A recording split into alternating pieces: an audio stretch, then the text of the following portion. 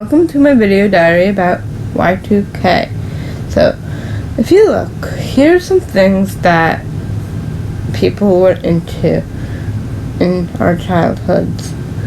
From all the different things that we were into, to movies and TV shows that you probably remember, and the cool things that we were really into. As you can see here, I was obsessed with Lisa Frank at one point in my life. I remember that. And I remember learning time with these things, of course, like everyone else's. And the different things that we had to do, learn in school. Now all these are the heartthrobs of the 2000s that I was into as well. So, this is how we go down the nostalgia route of life and learning what we were like when we were growing up. Like when I was in the 2000s, everyone was all the rage, including Raven Simone, Cinderella Story, one of my favorite iconic movies, of course. Some really cool things that we were really into. Some really cool guitars, that's really iconic. Silly bands were a thing with me, of course. Also for everyone else too. Y2K Ashley was a big trend in the Y2K. That's the Raven and the Cheetah Girls. You know, I love Beyonce. Her music was always epic, including the movie Mean Girls was a lot of fun.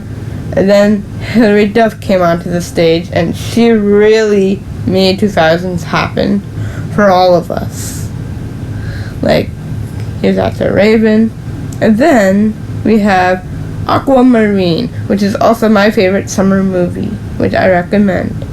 And having Avril Lavigne as your soundtrack. And then, of course, Destiny's Child was a favorite of mine as well. Yes. I wasn't really into the Bratz thing, but I know that some people were.